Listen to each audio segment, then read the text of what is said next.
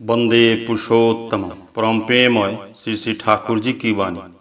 आलोचना प्रसंग प्रथम खंड से एकांश। 8 चैत्र 1347 शनिवार 22 मार्च 1941। श्री श्री ठाकुर प्रातःकाल निर्भृत निवास में बैठे हुए हैं। घरों के बीच निर्भृत निवास है। 3 दिशाओं से सटी दीवारें हैं। सामने की दक्षिण दिशा खुली है।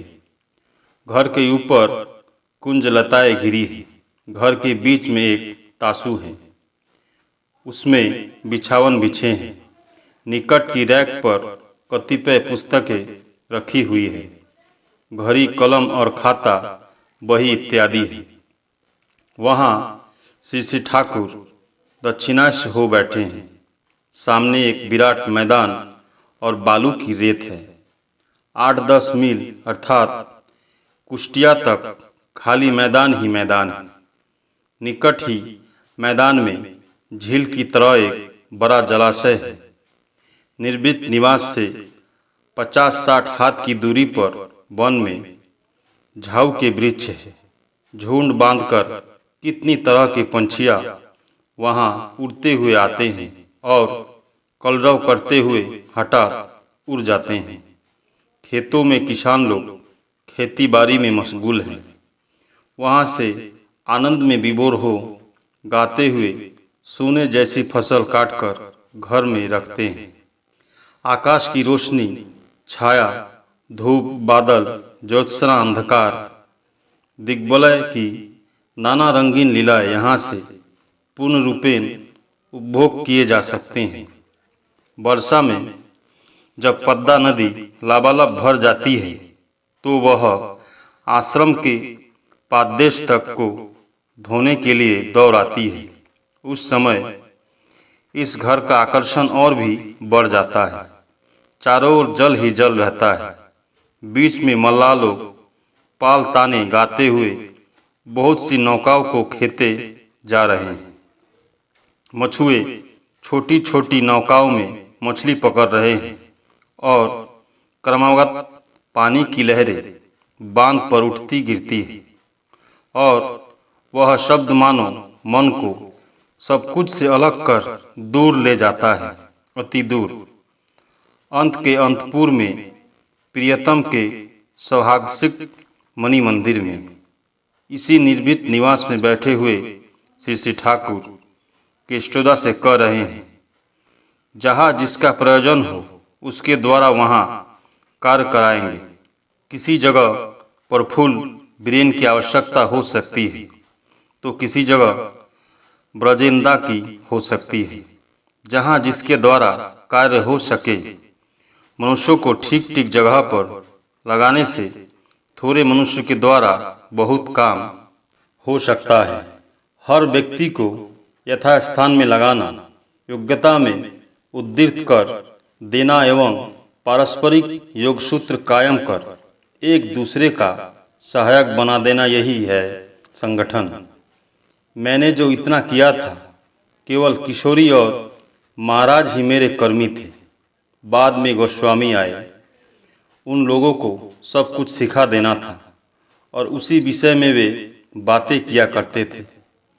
कहाँ क्या करना होगा, क्या बोलना होगा इत्यादि सारी बातें कह देता था।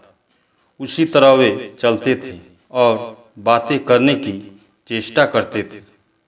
इसके फलस्वरूप उस समय निहायत कम काम नहीं हुआ। ये लोग न खूब पंडित थे और न विद्वान ही, पर इन लोगों की तीव्र लगन थी, चाहे उसमें खामियां क्यों न रहे। उस समय ये लोग नशाखोर की तरह चलते थे। इसी में मतवाला बने रहते थे। ऐसा बने बिना काम भी नहीं होता है।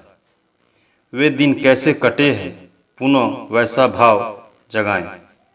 देखेंगे कि एक छोटा केंद्र बनने पर वही फैल जाएगा।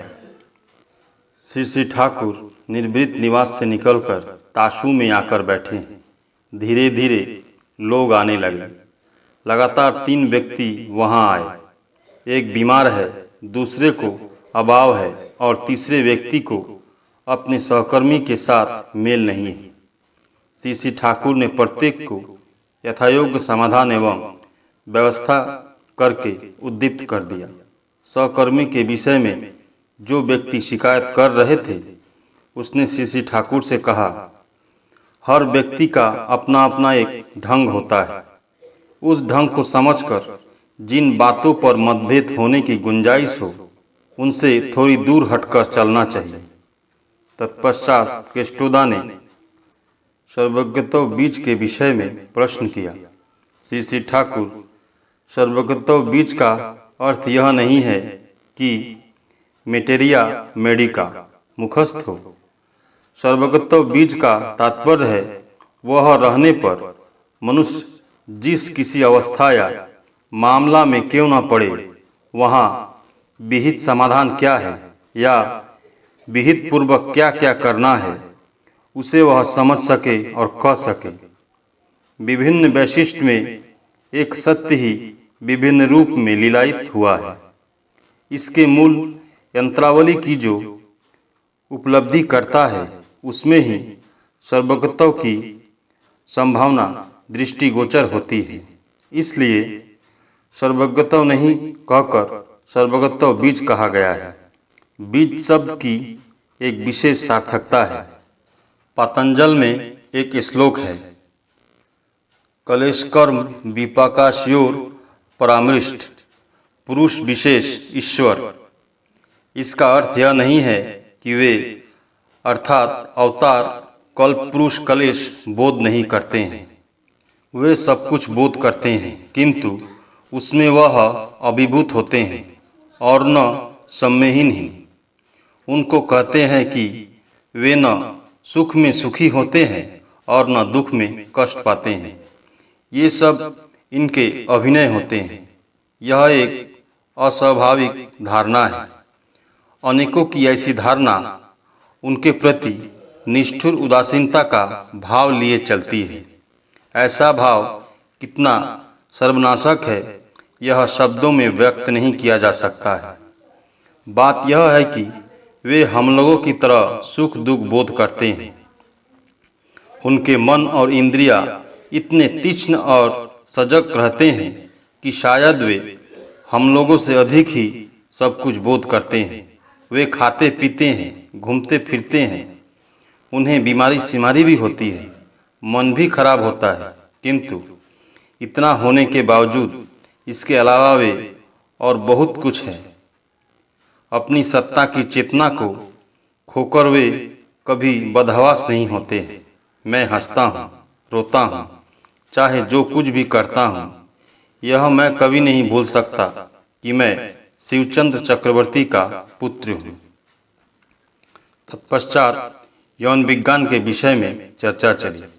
श्री ठाकुर ने मधुर मुस्कान से कहा, यौन विज्ञान के विषय में मैंने जितनी बात कही है, वत्स्यायन की तरह नहीं भी हो सकती है, पर उसका छोटा रूप तो जरूर है। केस्टोदा ने चाणक्य की मातृभक्ति के प्रसंग में कहा, यह कहा जाता है कि एक दिन एक देवज्ञ ने चाणक्य की माँ से कहा कि चाणक्य के सामने के दांत जो ऊंचे हैं, यह एक सुलक्षण है। वह एक दिन राजा होगा। चाणक्य उस समय घर में नहीं थे। बाद में जब वह घर लौटकर आए तो उनकी माँ ने बनावटी अभिमान भरे स्वर में कहा, देवज्ञ कहता है तुम्हारे दांत ऊंचे हैं, इसलिए तुम एक दिन राजा बनोगे। राजा बनने पर तुम तो मुझे भुला जाओगे। क्या उस समय मेरी याद रहेगी? ऐसी बात सुनते ही चाणक्य ने तुरंत सामने वाले दांतों को लोढ़ा से तोड़ डाला। उन्होंने सोचा कि दांत रहने से यदि राजा बनने के फलस्वरूप माँ को भूलना पड़े तो ऐसे दांतों को रखने से लाभ ही क्या है। श्री ठाकुर, यही है असली बात। तुम्हारी ऐसी कोई प्रवृत्ति या ख्वाहिश नहीं रहे जो पृष्ठ को गौण बना दे, जिसे तुम पृष्ठ के लिए शीघ्रता से सहज में और स्वेच्छा से त्याग नहीं कर सको। वही है इष्टस्वार्थ प्रतिष्ठापन्नता। सर्वत्र ही वही एक बात है, इसके सिवाय दूसरी बात नहीं है। गीता में जो इतनी बातें हैं उसका भी यही सार है। श्री श्री ठाकुर ने चक्रपाणिदा को शीघ्रतर आकर तपोवन को एक विश्वविद्यालय में परिणत करने की चेष्टा करने कहा। निवारंदा से कहा, निवारंदा आप आवेग एवं उत्साह सहित दीक्षितदा को सहायक करें। निवारंदा, क्या मैं कर सकूंगा? श्री श्री ठाकुर, हाँ, क्यों नहीं कर सकेंगे, खूब कर सकेंगे। आप रुपए संग्रह करें, दालान बनाए। निवारंदा, आपका आशीर्वाद रहने से कर सकूंगा। श्री श्री ठाकुर, आशीर्वाद का, यह तो मेरे दिल की भूख है। श्री श्री ठाकुर ने आहेत से कहा, हाँ, मेरे लिए कुछ अच्छे केले के पौधे का इंतजाम कर सकते हो? आहेत, कर सकता हूँ। श्री श्री ठाकुर, तो इंतजाम करो। मैंने कुछ लोगों को घर में केले का गाछ लगाने के लिए कहा है। वे लोग स्वयं इंतजाम कर सकेंगे या नहीं यह निश्चित नहीं है। कम से कम इंतजाम करने पर वे लगा तो सकते हैं। परम प्रेममय श्री श्री ठाकुर। सभी गुरु भाई एवं माँ को जय।